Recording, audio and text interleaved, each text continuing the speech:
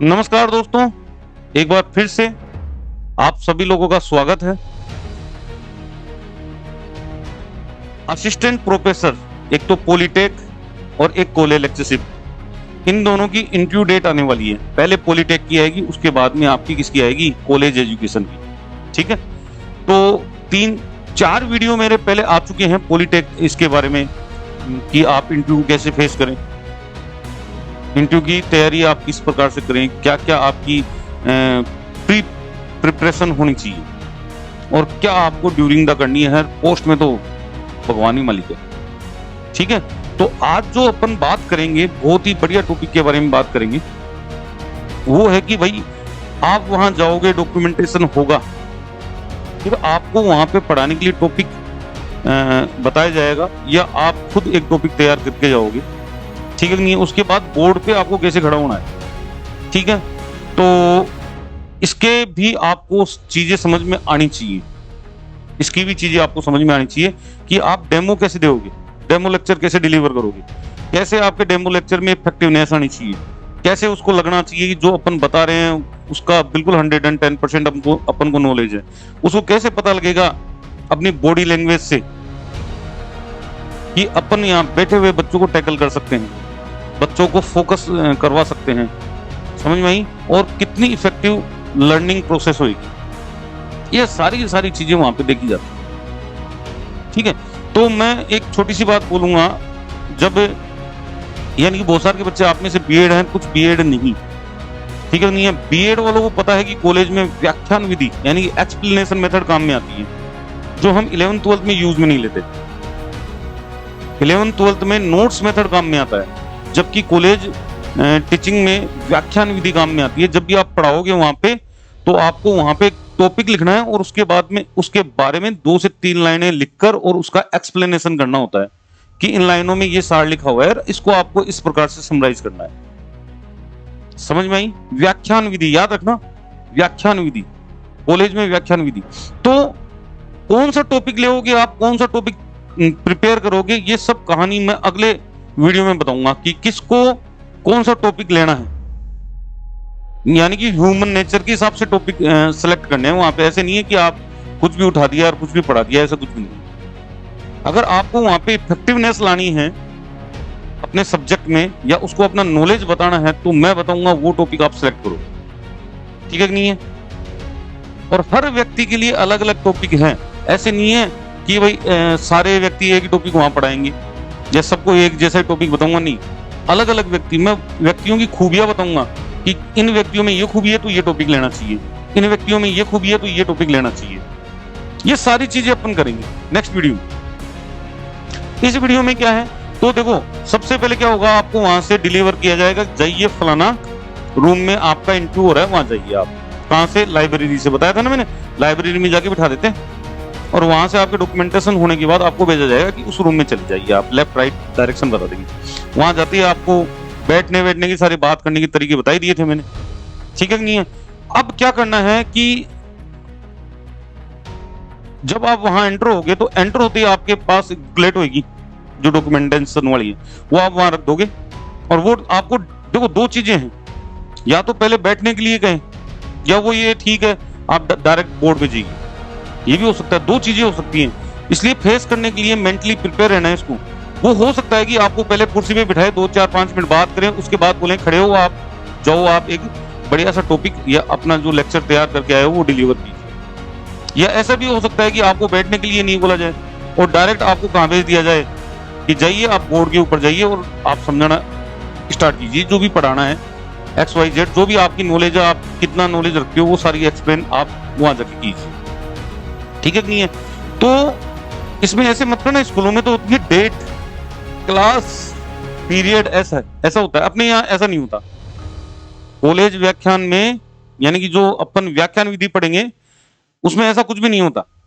आप जाइए, आपने सबसे पहले जो टॉपिक लिखा है वो पेन उठाइए, है ना, पेन उठाइए और आपका जो रजिस्टर है वो एक हाथ में पेन होना चाहिए, एक में डस्टर होना चाहिए और कुछ भी नहीं होना चाहिए इसके अलावा। एक हाथ में पेन, एक में डस्टर, यही रहता है।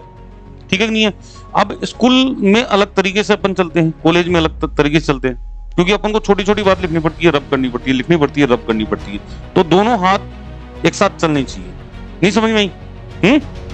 और इसका मतलब क्या होगा, एग्जामिनर को ये लगेगा कि ये बंदा दोनों हाथ काम में ले रहा है, प्लस प्लस माइंड को भी डाइवर्जन मिलता है इससे, यानी कि आपका जो ब्रेन है वो पूरी तरह काम कर रहा है। सबसे इंपॉर्टेंट, समझ में आई? अब आप कितनी चीज करोगे, देखो आप पेन काम में लोगे, आप डस्टर काम में लोगे और वहां पे लिखोगे।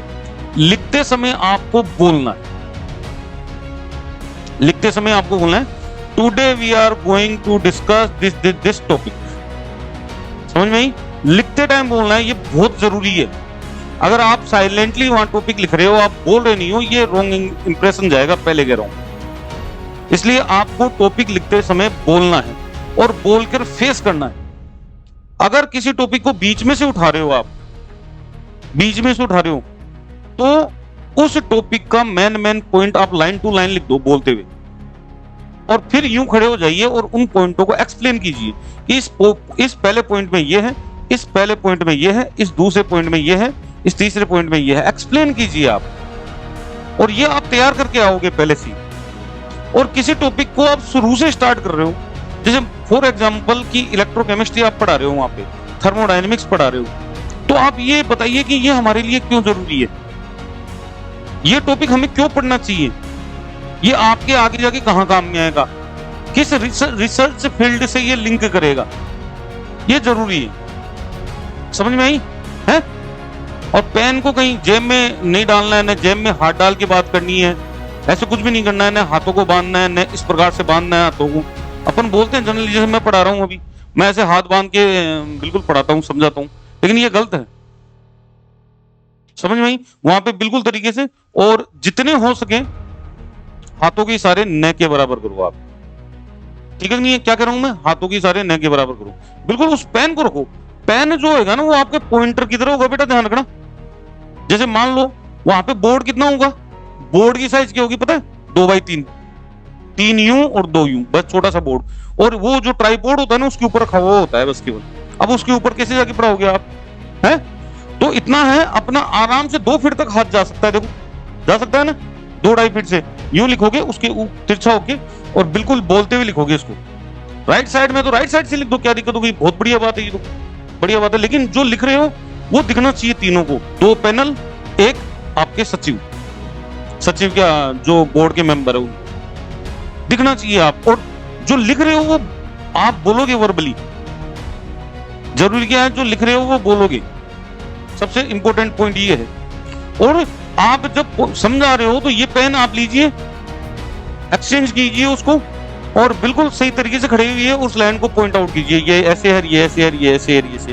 क्लियर? चले आगे, नया टॉपिक लें इस प्रकार से। समझ में आई? ये क्लियरेशन होना चाहिए। जब तक वहां पे बैठे हुए, जो तीनों बैठे हुए हैं, बीच वाले को नॉलेज ही नहीं होगी, क्योंकि कोई भी केमिस्ट्री का नहीं है। लेकिन वो पैनल है ना, पैनल यूं गर्दन हिला दे तो ये मान के चलना कि आपका डेमो सफल हो गया है। समझ में आई? यूं कर देना, हाँ बोले हाँ मजा आया, तो ये मान के चलना कि आप, वहीं पता लग जाएगा आपको कि आपका डेमो कितना सफल हुआ है, कितना असफल हुआ है। क्लियर है?